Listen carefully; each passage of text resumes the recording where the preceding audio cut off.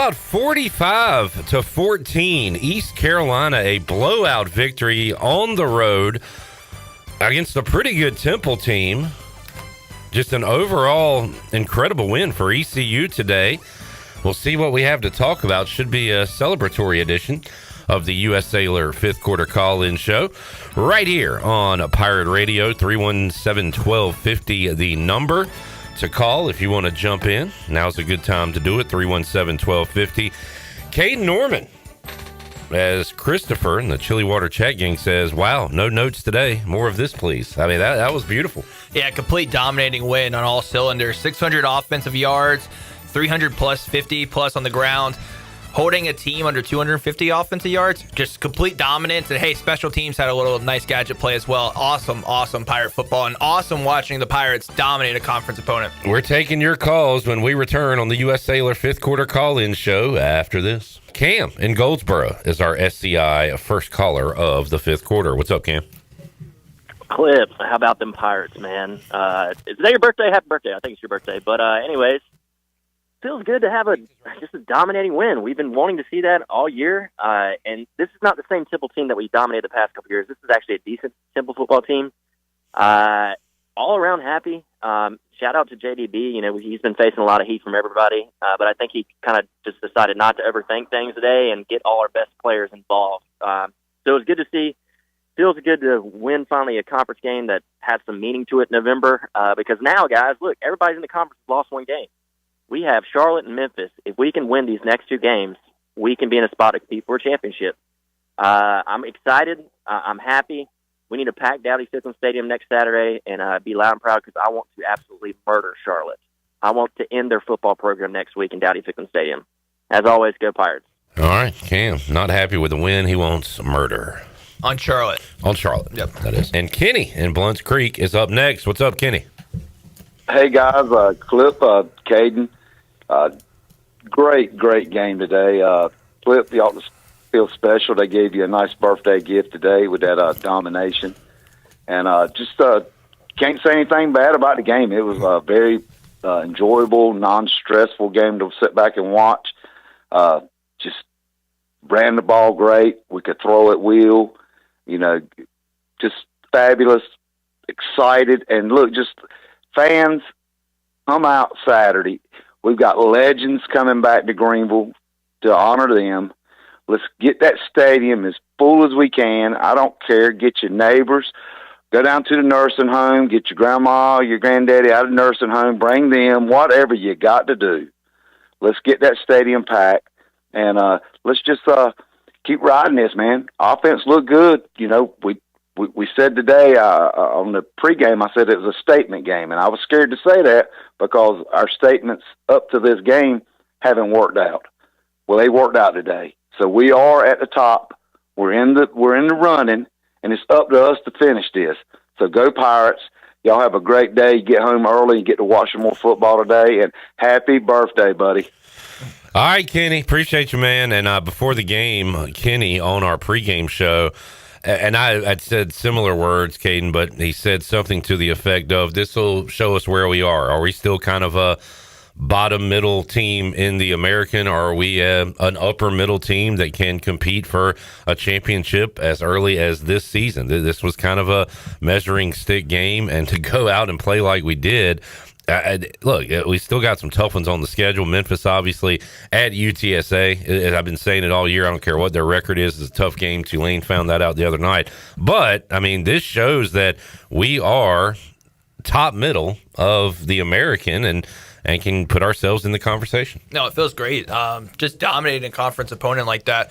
And not only that, it was just the mistakes we did have today. The interception was kind of like a fluke play. The mistakes seemed like a lot of fluke plays, that the fumble's going to happen from time to time. But our defense, like, of course, they left that touchdown, but they responded. They played well all day, and even caused that quarterback Evan Simon's first pick of the year. Yeah. They played Georgia Tech, they played Oklahoma, and it's kind of nice that ECU defense caused that. But Caden, I keep seeing questions about, if we win out, what does that mean for the conference championship? Will we be in? Who will we play? This guy says Clip can break down the tiebreakers for conference championship game.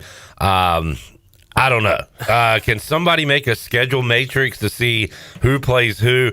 Holton and I were talking about it Friday. He said you and him on the Holton Naylor show kind of talked yourselves into a pretzel trying to figure out, do you want this team to lose or win or how it all works? Yeah, I was hoping today Navy would win because it would knock North Texas out, which didn't happen, of course. And then I knew Navy would probably, after they play Notre Dame next, and then after that they play Memphis and Tulane, and I think they'll drop both of those. At least one, yeah. Yeah, and I'm pretty sure. I don't think South Florida's going to drop one. I think they might have. No, they don't have Tulane. Navy has South Florida, so I think they'll definitely drop another one, at least one of those. I'm hoping they sneakily upset South Florida, sneaky in one of those. But we're rooting for a lot of tough upsets here. Well, real quick, so South Florida does play Navy, so one of them will have 2 losses. North Texas, a team to watch. Now I see why you They're said in the driver's seat. Yeah, they got UAB, Rice, Temple to finish their year with potentially just 1 loss. Of course, Memphis has us and Tulane, which means Tulane has Memphis. And Tulane has to travel to Memphis. And Yeah. I think Memphis is going to be that's a Friday night game, I think. Maybe I'm wrong. I think Memphis, when they came back to the South Florida game, they looked really good. I think they're a really good football team. I think they can beat Tulane, especially off the last 2 weeks of Tulane football. It's kind of like, we feel like we're on an up, kind of like we're building our momentum. It feels like they're really losing momentum in their season right now. Let's head out to Hollywood and talk to Bryce. What's up, Bryce? Hey, y'all! Nice to have a not so late game when I'm in the middle of the throes of my LA evenings. Happy birthday, Clip, and Caden. When's your birthday? August 12th. It doesn't matter. You got me. Wow, hit him with the rock. I knew. I was thinking that was coming. Hey,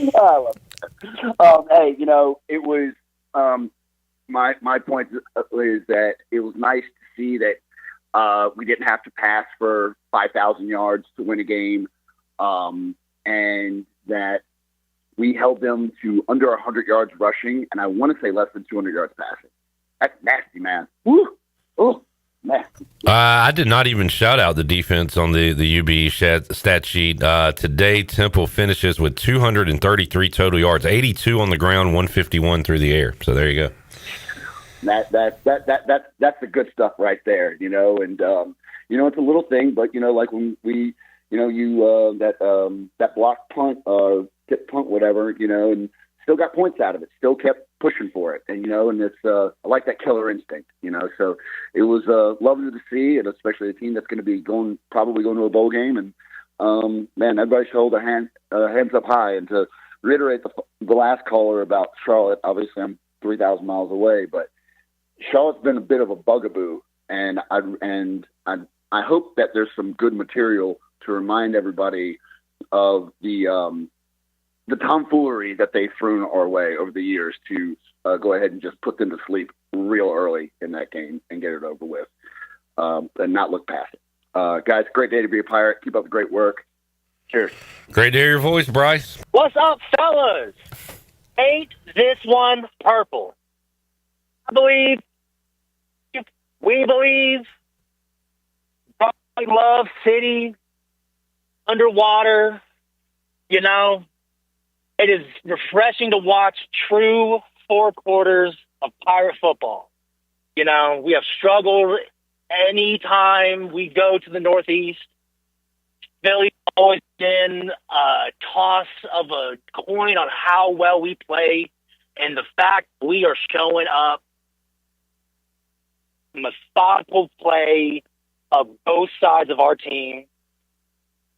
Yeah, the announcers, they gotta talk for the home team. We're coming in as the talked about other for this conference. And the fact that we are starting to really groove, boys, we aren't Mike Houston's team anymore. You know what I mean? We are grooving along the way that I've seen since the end of last season. Coach Harrell's out here shaking and baking. I'm finally starting to not worry about what all offensive coordinators calling, dog, and, one game at a time. Let's go show Charlotte what we actually mean, and go Pirates. All right, there is Luke in Tulsa. Hey, look, everything was clicking today. So if you use today as a sample size, you're going to feel good about this ECU offense. And you guys put up some points in the Mike Houston days with your offense, and Holden was slinging it around. But I don't know, it does feel looser, and there's no need to get into the conversation. You know, what would the score been if Mike Houston was the coach today? But he mentioned it. But I don't know, Caden, with the special teams things they're doing, and it does seem a little more free flowing, I guess, at times. I don't know. You have any thoughts on that? That's what it feels like when you win all three phases of football. You're winning on defense, you're winning on special teams, you're winning on offense. It feels that way. And shout out to JDB. I've been critical on him pretty much every week this year. And I was critical because I knew the players he had. And I knew what he could actually do as a coordinator. You were consistent on that, I will say. I was. And today I will take it back. I'm hoping that I don't have to go back being critical, because I think it was every right to be critical on him. But this is exactly what we knew he could do and this offense could do. And I hope this momentum keeps driving, because, I mean, we're like you said, we believe. I truly believe we went out. We have a good chance to play for the conference championship, and this is a team that could win it. Happy birthday, Clip. Happy birthday, brother. Appreciate you, man. All right. So I looked at it. So here's what I think has to happen. We have to run the table. Memphis needs to beat Tulane to give them the second loss. We would win the tiebreaker over South Florida, because the second part of the American thing is head-to-head competition. So we would have the win over Memphis. USF would not have the win over Memphis. And then we would play, if we ran the table and North Texas ran the table, we would play North Texas in the championship game, because we have the tiebreaker over South Florida, because the second part is the second part of the formula is tiebreaker over head-to-head competition. North Texas lost to South Florida. Okay, so then maybe it's head-to-head competition and then common opponents. And then it's college football. So I don't really know. At some point, it gets to the poll, like the rankings. It gets to the polls. Yeah. I think it gets to the poll on the third. Caden, if you're right, I think it gets to the poll on the third thing, if I believe right. I think it's the first and their second, third. So yeah, then we would. You're correct. Then we would play South Florida in the championship if we run the table, because that would say we need because. With Navy having one loss, I think Navy's going to get another loss. I believe they're going to get another conference loss and say, but we need Memphis to beat Tulane next. I think it's Friday night. We need Memphis to beat Tulane, and then we need to do our job, beat Charlotte, and then that Memphis game. I'm going to tell you, that Memphis game, if we beat Charlotte, and we need to put 50 on Charlotte just to prove a point. No, don't stop scoring on Charlotte. Score if you can score 70, if you can score 80, just shut those guys up. Score as many as you can. I mean, when it comes to UNC Harrisburg, we need to put 70 on their tail and shut all their fans up, and this will prove that, like I've always said, I think Mike Houston owes us money for losing to Charlotte twice, so that's a whole nother conversation. But that would set up the biggest conference football game for East Carolina versus Memphis since the 2009 conference championship game. It's the biggest conference game. If we beat Charlotte and Memphis handles Tulane, it would be the biggest conference game in Dowdy Fick since 2009. Because you take your own. I mean, you create your own path. If you beat Memphis, you are what? That would put us 5-6-3. You're 7-3, and what is that? 5-1 in the conference, one in the FAU and UTSA. UTSA is going to be tough. I think we can go handle our business at FAU. UTSA will be tough. But then you're in the conference championship. Shout out to Blake Harrell. You wouldn't know. I mean, this guy's done. He's, with no disrespect to the former coach, he's done things with this team that wouldn't have happened with the former coach. And that's just being 100 truthfully honest. So that's the playoff. But you made a good point. So it would be East Carolina, South Florida. It would probably be at South Florida because of, I think they would probably go to the rank, to the FPI and to the rankings and all that. But these guys, listen, ECU has in their own hands right now. They have it's playoff football every week, and they can take this to the American Championship. All right, Pace. It gets hairy if Of course, we're hoping Memphis upsets Tulane. That'd be awesome. I don't know what happens, and maybe someone else can. Is that an upset? Not. I didn't mean to say upset. Okay. What I'm saying, if I said that, I didn't mean to say that. What gets weird is if we went out South Florida, North Texas. Obviously, South Florida beat North Texas, and then North Texas. I still feel like they get in, even though they lost to South Florida. We have no head-to-head to them. And who's the common opponent?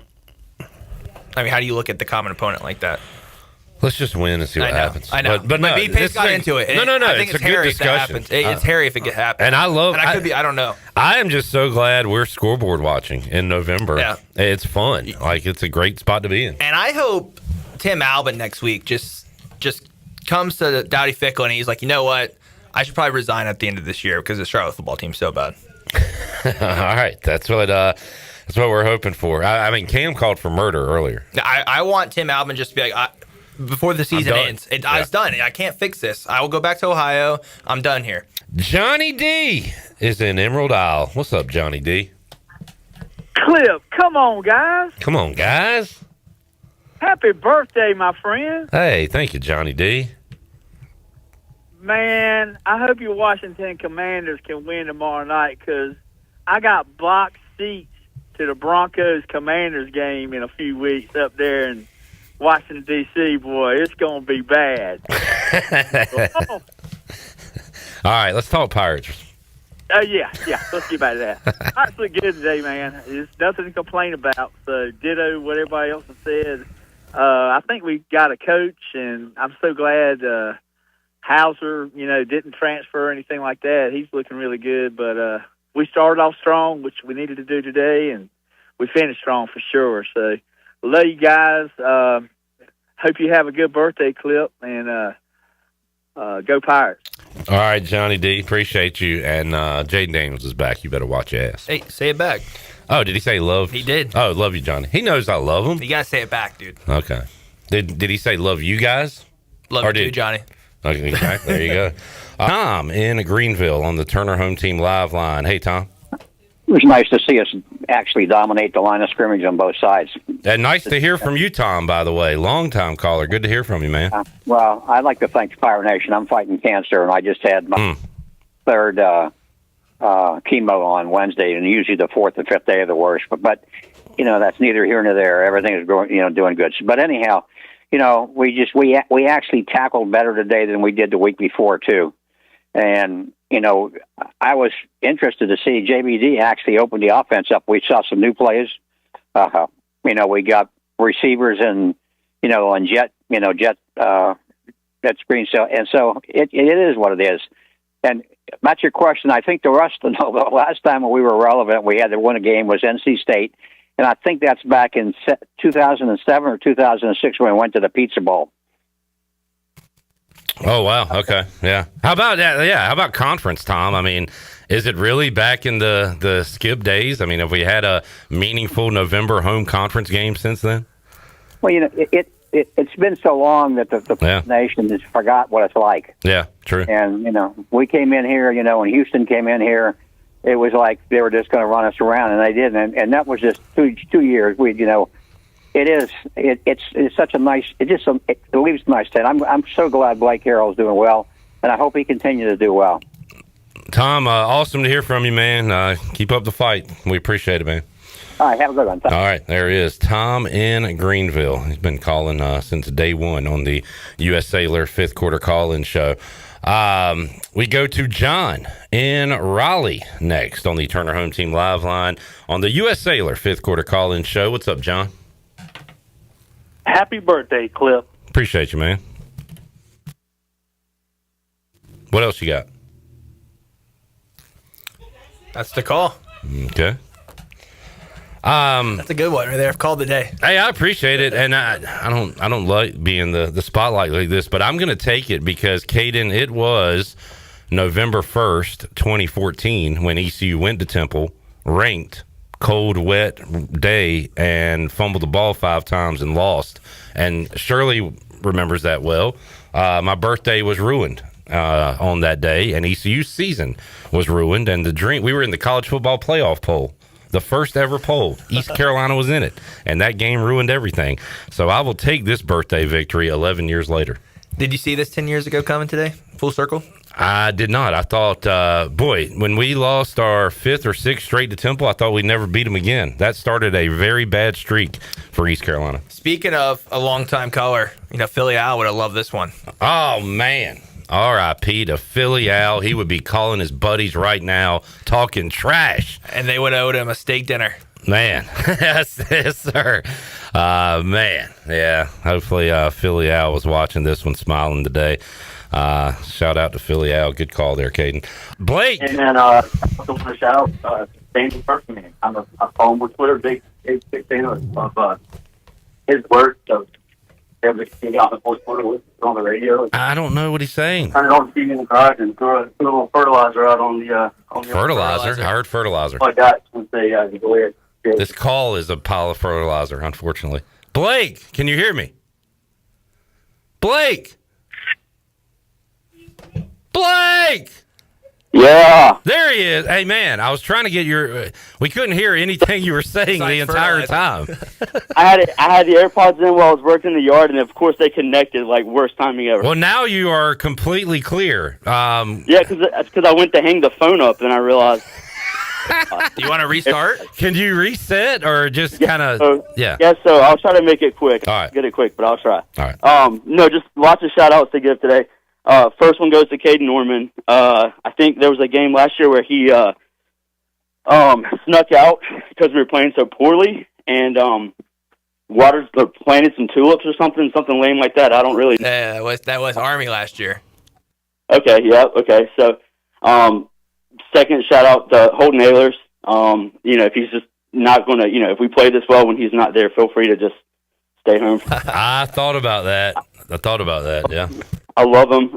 Third shout out, happy birthday, Clip. And then fourth and final, kind of a strange shout out here, but big fan of Stan the Turf Man. I love following him on Twitter, love his work. I was able to sneak out in the fourth quarter, like I said, kind of do a reverse Caden Norman and get outside and put a little fertilizer on the old fescue. So it's kind of nice just popping the AirPod in and listen to it on the radio, and the game being so out of hand, I got a little disappointed when they put what's the backup that came in, Ditka? Ditta. When they put him in, I'd heard, I think was it Campbell he came in, and I think I was trying to put the kids down when he came in for that game, and heard some good things. I never went back to watch him play, so I was like, man, hopefully I can watch him tonight. But it sounds like all I did was hand the ball off, so I guess I didn't miss anything. So, but I appreciate what you guys do. It was just great to see the whole performance, and go Pirates. See, I'm glad we stuck with that call. Good job, Blake. Hey, appreciate you, man. Glad he got some yard work in. Get the fertilizer on the fescue. All right, let's go to Kyle in LaGrange. What's up, Kyle? Did you just say fescue? I think so, yeah. fescue. All right, just making sure it was fescue. I've said fescue to you before, Kyle, I'm sure. Yeah, I'm sure you have on the air. You're right. What's going on, guys? Look, I'll make this brief. I wasn't going to call in. I've just been chilling today. I got some medical stuff going on. Got some tests coming up this week, so it's worked before, so I'll ask for it again. Thoughts and prayers from Pirate Nation will be appreciated. Everything comes back positive. Now, on to the ball game. Hell of a performance by the Pirates. The most dominating. I mean, yeah, at Coastal, and Coastal's turned out to be a good football team this year, but who would have thought that when we beat them 38-0? But in terms of going into a game, knowing the team was good, this is the most dominating road performance we've had against a quality football team since I don't know when. I was trying to figure it out. The win at BYU in 22 was good, but it wasn't a dominating performance. I don't know the last time we dominated a quality team on the road like this, unless you're going to count the Coastal game from earlier this year. But that wasn't a good Coastal team at that time. They've gotten better as the year has gone on. So, huge win. I mean, just stating the obvious. Everything that I'm sure has already been said. Tied for first place in the conference now. Everything to play for. Playing for bowl eligibility next week against Charlotte for homecoming. I hope the guys don't put too much pressure on themselves for that game. I know I've talked to people like we need to blow out Charlotte because of what happened the last couple of years. They're a horrible football team. If Blake Harrell and the guys are listening, and not that they need my advice, just go win the game. Don't put pressure on yourself to beat Charlotte 60-0. Just go execute and win. At the end of the day, all that matters is you win, and that's going to be their Super Bowl. And just Charlotte, I mean. So just go take care of business. Well, can I share an off the record text? I did say good win to Coach Harrell, and all he said was big one next week. So it's not, hey, we're looking forward to Memphis or champion. It's they're you know he's going to be focused, Kyle, and just looking to get that win next week. Yeah, I almost, he's had a countdown clock for Charlotte going on. Yeah, true. You're really, and I almost worry that we're going to be too, right. Make it too big of a deal. So just go, good point. If we go execute, if we just go execute, Charlotte's awful. They could play their best game, and as long as we just execute, we're going to win that football game. Yeah. So just go execute. Don't put too much pressure on it. Beat Charlotte, and then you set up a huge matchup with Memphis. And like I say, people, during the game, the announcers were even mentioning this team could, if everything goes right, and they will win the American, could work themselves into college football playoff discussion. I mean, I don't know how realistic that is. Who cares, really? I'm just enjoying the ride. Mike Wright played a lot cornerback today. You can't see the secondary a lot on TV sometimes. I was wondering if you or Kate could maybe comment on what you saw if he played well. It looks like he's going to be getting more snaps at that position. And I'll let you guys go. Thank you. All right. Good question. And unfortunately, I don't have the answer to it. Might see if we can get Andrew Bays on, who called the game. I wonder what he's doing, if we can reach out to him, because I heard him and Jim Zoki talking about Mike Wright in there playing in the secondary. But, hey, we used him like a video game guy today. Caden, you got him in the end zone, playing defense. You want to utilize your best players, and credit to Harrell and Aldridge and JDB, too. They're trying to do that with Mike Wright. Yeah, I didn't watch drilling on Mike Wright, but it's great to see him out there. I mean, one of the fastest guys in college football. You kind of want to get him some playing time, regardless where it's at. Great touchdown run. It's exciting to see someone just in their last year getting to have the ability to play. And, I'm excited to watch him play even more. I like seeing him run the ball. I like seeing him play on defense. I remember the first play came in last week on defense, or the last game, he did a corner blitz. So I didn't watch him today. It's a little bit harder on TV to drill in on people with the TV cameras moving and everything, but I'm excited to watch him play at home the next game. Man, if we could just keep this going, play for the American title, win that, get in the playoffs, wow. I didn't see all this coming 2 or 3 weeks ago, but and Navy lost today. So that opened the door, and I think we can beat Memphis. And, of course, we got to deal with Charlotte first, and then UTSA's difficult, and Florida Atlantic, the last game, that's not going to be easy either. But I'm mighty proud of them. Next year, in 26, I'm going to have to get my season tickets back. And I'm fired up, I'll tell you. That's awesome to hear, Mike. Yeah, I hear it in your voice. We thought it was going to be a high-scoring affair. Last team that scores maybe wins. But then East Carolina just, the defense just really played well. And, all this talk about the Temple and, no interceptions on the year, 21 touchdown passes. And, they got the pick early on. Should have had 2 picks. Should have had it early on. Very, very early on, should have had a pick. But the total just dominance by the defense, and the offense did its part, and it was just really a big team win, and something that, as we talked about going in, the winner of that game moved up as far as the American goes, and East Carolina's got to be in the talk as far as the top 2 that play for the championship later on. There's a lot of football to be played still, 4 big games, but East Carolina's right in the running. You said it, Bailey, 8-9 hours ago, whatever it was, that winner still alive, loser, you start to kind of get the bowl plans ready, right? I mean, you still got a chance to go to a bowl, but your main goals and dreams are down the tubes. And look, Temple's had a good year, but a bowl is all they can hope for now, whereas East Carolina, they still got the big carrot at the end of the stick, and we've been running over scenarios. And look, it's still way too long to go to think championship, but the Pirates are still in a position with what they went out and did today.